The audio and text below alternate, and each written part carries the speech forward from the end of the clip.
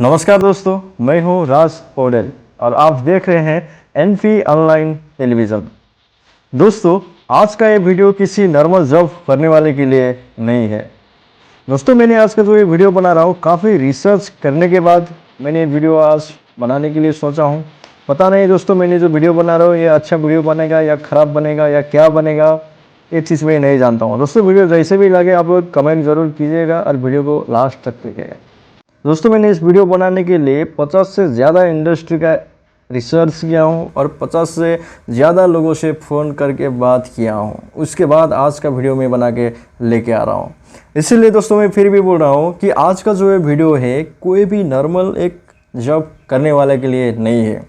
आज मैं बात करने आया हूँ उन डायमंड या उन हीरोज लोगों की जो 50 डिग्री का टेम्परेचर में भी, 50 डिग्री टेम्परेचर उस गर्मी में भी बॉयलर के आवाज़ के बीच में और कोयला के राख से जूझते हुए इस देश को रोशनी करते हैं। जी हाँ, मैं बात कर रहा हूँ हमारे थर्मल पावर प्लांट के इंजीनियर्स, ऑपरेटर्स और टेक्नीशियन की। दोस्तों, बाहर की दुनिया जब चैन की नींद सो रही होती है, जब लोग अपने घरों में त्यौहार मना रहे होते हैं, तब आप लोग 300, 400, 500 या 600 मेगावाट के यूनिट्स को जिंदा रखने के लिए अपनी रातों की नींद कुर्बान कर रहे होते हैं। आपका काम सिर्फ एक नौकरी नहीं है, आपका काम इन देशों की धड़कन को चालू रखना है। अगर एक सेकंड के लिए भी ग्रिड फेल हो जाए या आपका यूनिट, आपका प्लांट ट्रिप हो जाए तो पूरा देश, पूरा शहर अंधकार में डूब जाता है। लेकिन अफसोस की बात यह है कि देश को उजाला देने वाला इन हीरोज के दिलों में भी कभी कभी अंदरूनी पॉलिटिक्स और मियाद विहीन सिस्टम की वजह से अंधेरा छा जाता है। आज हम उसी दर्द, उसी संघर्ष और आपकी उसी ईमानदारी की ताकत के बारे में बात करेंगे। अगर हम एक इंडस्ट्रियल रिसर्च को देखें तो समझ आता है कि पावर प्लांट का माहौल दुनिया की बाकी ऑफिस से बिल्कुल अलग है। यहाँ का तनाव सिर्फ मानसिक नहीं, शारीरिक भी होता है। एक इंजीनियर या ऑपरेटर कभी भी मशीनरी प्रॉब्लम से नहीं डरता है, क्योंकि हम लोग वही प्रॉब्लम को सॉल्व करने के लिए ड्यूटी में जाते हैं। आप लोग वो इंजीनियर है जो आधी रात को भी किसी क्रिटिकल वाल्व या बॉयलर फीड पंप के फेलियर को ठीक करने का दम रखते हैं। लेकिन आप लोग डिमोटिवेट कब होती है? दोस्तों, आप लोग डिमोटिवेट तब होते हैं जब सिस्टम आपके हुनर से ज़्यादा चापलूसी या माइंड वॉश को ज़्यादा इम्पोर्टेंट देने लगते हैं। दोस्तों, इसमें मुख्य 4 कारण हैं। इसको हम लोग स्टेप बाय स्टेप आज समझते हैं। पहला है द वाटरिंग कल्चर। आप दिन रात प्लांट फ्लोर पर पसीना बगाते हैं, बॉयलर फ्लोर पर, फर्नेस फ्लोर पर आप दिन रात पसीना बगाते हैं। एस हैंडलिंग प्लांट से लेकर कोल हैंडलिंग प्लांट तक दिक्कतों को अकेले झेलते हैं। लेकिन जब क्रेडिट लेने की बारी आता है तो कुछ लोग सिर्फ टाई पहनकर साफ सुथरे कपड़ों में सीनियर मैनेजर्स के केबिन में जाकर बैठ जाते हैं। वो काम नहीं, सिर्फ अपना जो है माइंड वॉश या अपना जो चापलूसी करते रहते हैं और सारा क्रेडिट चुरा ले जाते हैं। दूसरा रीज़न है द कम्युनिकेशन गैप। आप टेक्निकल फील्ड का मास्टर हैं, आपको पता है कि डीसीएस स्क्रीन पर कौन सा अलार्म क्यों आ रहा है, लेकिन आप अपनी बात को कॉर्पोरेट की चमकीली भाषा में पेश नहीं कर पाते हैं। नतीजा क्या होता है? कम जानने वाला लेकिन ज़्यादा बक बक बक बक बोलने वाला इंसान आपके ऊपर आकर बैठ जाता है। इस बात में बता रहा हूँ दोस्तों, अगर आप सिस्टम को समझ रहे हो तो आपको समझाना नहीं आ रहा है तो ज़्यादा समझाने की कोशिश भी मत कीजिएगा, क्योंकि एक अच्छा सीनियर है तो आपको बिना बोलते हुए, आप एक भी आपका रिपोर्टिंग ना करते हुए साइलेंट रूप में आपका काम का जज वो कर रहा होता है। आपका काम करने का तरीका क्या है वो देख रहा होता है, आपका आउटपुट वो देख रहा होता है। इसलिए दोस्तों, अगर आपको ज़्यादा चमकीली भाषा में आपका जो भी कम्युनिकेशन था वो नहीं हो पा रहा है तो कोई दिक्कत नहीं है, लेकिन ईमानदारी के साथ में काम करते रहिए, ठीक है ना दोस्तों। और तीसरा रीज़न है सीनियर का माइंड वॉश करना। ये बड़ी खतरनाक। दोस्तों, मैंने रिसर्च किया हूँ, उस हिसाब से सबसे ज़्यादा जो मेरे को इसका आंसर मिला है, रिजल्ट मिला है, माइंड वॉश बड़ी खतरनाक चीज़। बहुत जगह माइंड वॉश चलता है अभी भी इंडस्ट्रियल लाइन। प्लांट में कुछ ऐसे लोग भी होते हैं जिनका काम सिर्फ आपके काम में मीन मेख निकालना और सीनियर के काम में जहर घोलना होता है, और आपकी छोटी सी चूक को भी बड़ा ब्लेंडर बनाकर पेश करते रहते हैं और अपनी जीरो परफॉर्मेंस को भी आसमान जितना ऊंचा दिखाते हैं। मतलब क्या है, आप कोई काम करते हैं तो बोलेंगे ऐसा है वो ऐसा, ये काम नहीं करता है, ये है वो, इंडस्ट्रीज लाइन में चीज़ भी चलता है, ठीक है ना। उससे भी आपको डरने का ज़रूरत नहीं है, घबराने का ज़रूरत नहीं है। वीडियो को लास्ट तक आप देखते रहिएगा तो आपको समझ में आएगा। चौथा है सिर्फ ड्यूटी और नो रिकग्निशन। लगातार 8 या 12 घंटों की रोटेशनल शिफ्ट, त्योहारों पर भी प्लांट में ड्यूटी, और उसके बाद मैनेजमेंट का वो रवैया जिसमें अच्छा काम किया तो कोई शाबाशी नहीं, लेकिन एक छोटी सी ट्रिप हुई या छोटी सी गलती हुई तो सीधे आपको मेमो या शोकाज नोटिस दिया जाता है। ये चीज़ से एक ईमानदार प्रोफेशनल इंजीनियर्स या ऑपरेटर का मनोबल को पूरी तरह टूटा देती है। अरे भाई, अगर आप आज इस कंडीशन को झेल रहे हैं या आज आप इस स्थिति से गुजर रहे हैं, अगर आपको लग रहा है कि कोई कम जानकार इंसान सिर्फ सीनियर की चापलूसी करके आगे निकल गया है, तो मेरी बात को अपने दिल और अपने दिमाग में फिट कर लीजिए। चापलूसी की एक एक्सपायरी डेट होती है, लेकिन आपकी काबिलियत और आपकी ईमानदारी एवरग्रीन होती है। पावर प्लांट कोई ऐसा ऑफिस नहीं है जहां सिर्फ पीपीटी और एक्सेल शीट दिखाकर जिंदगी कटा जा सके। ये एक जिंदा, धड़कता हुआ और बेहद संवेदनशील पावरफुल सिस्टम है।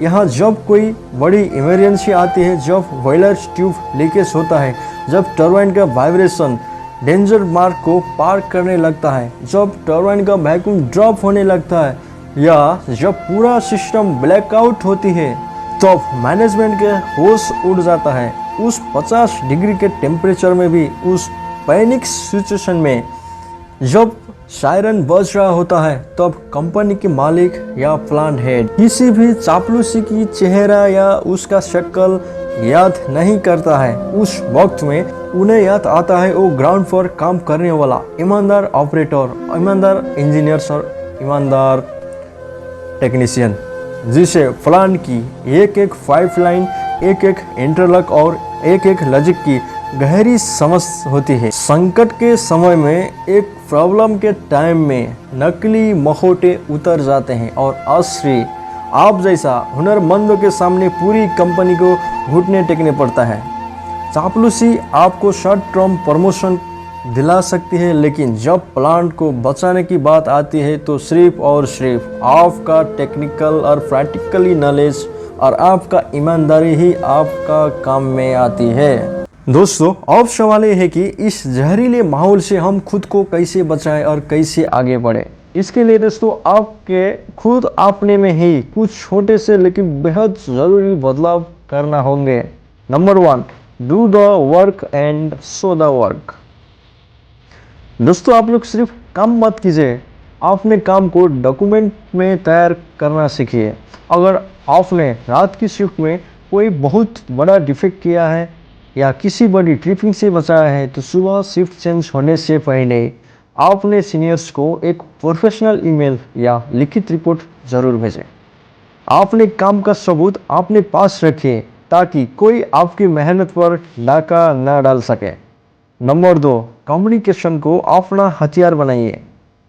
अगर सीनियर्स आपकी बात नहीं समझ रहे हैं तो गुस्सा होने या निराश होने के बजाय डेटा और फैक्ट्स के साथ में बात कीजिए। उन्हें बताइए कि आपकी इस टेक्निकल सेटिंग से कंपनी का कितना फ्यूल बचा, कितना एफिशिएंसी बढ़ी और कितना पैसा बचा। दोस्तों, मैनेजमेंट हमेशा नर्वस और फायदे की भाषा समझता है। नंबर 3, पॉलिटिक्स से दूरी बनाकर ही रहिए। प्लान में चल रही एक ग्रुप का हिस्सा कभी भी आप मत बनिए। जो ग्रुप बन के चलता है ना, उस हिस्सा में आप कभी भी मत पड़िएगा, उसका हिस्सा आप कभी भी मत बनिए।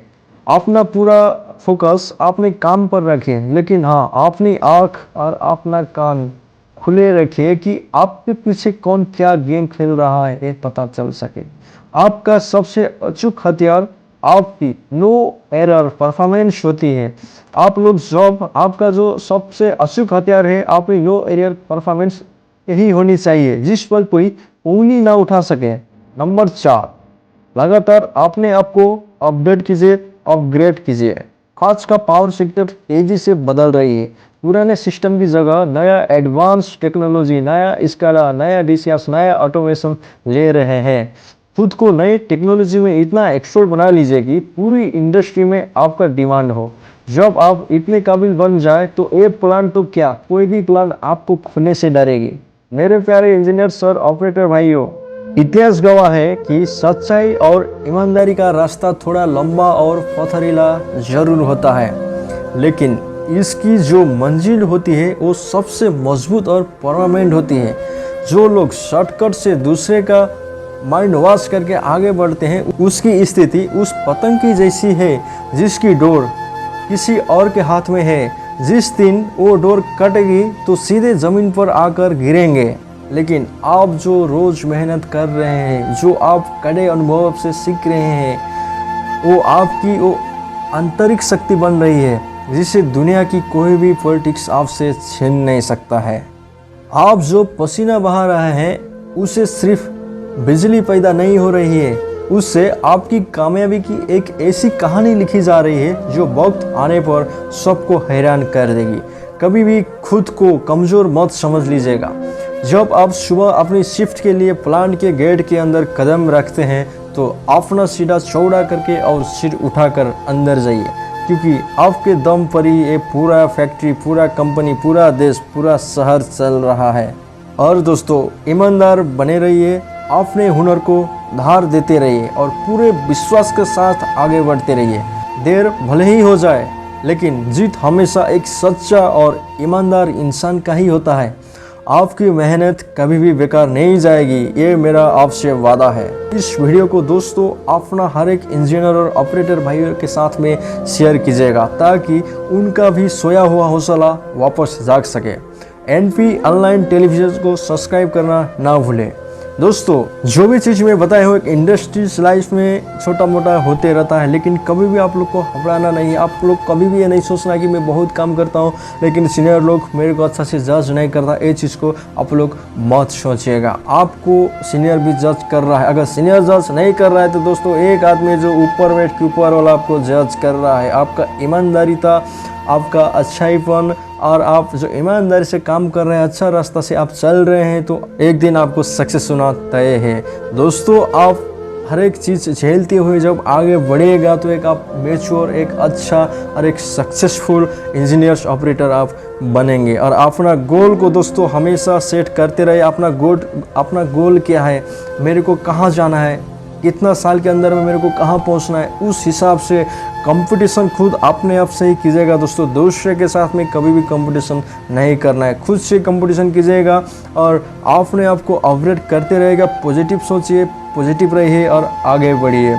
मैं था आपके साथ में राज पौड़ेल। दोस्तों, मिलते हैं अगले एक और धमाकेदार वीडियो में। तब तक के लिए दोस्तों, जय हिंद, जय नेपाल, वंदे मातरम। धन्यवाद।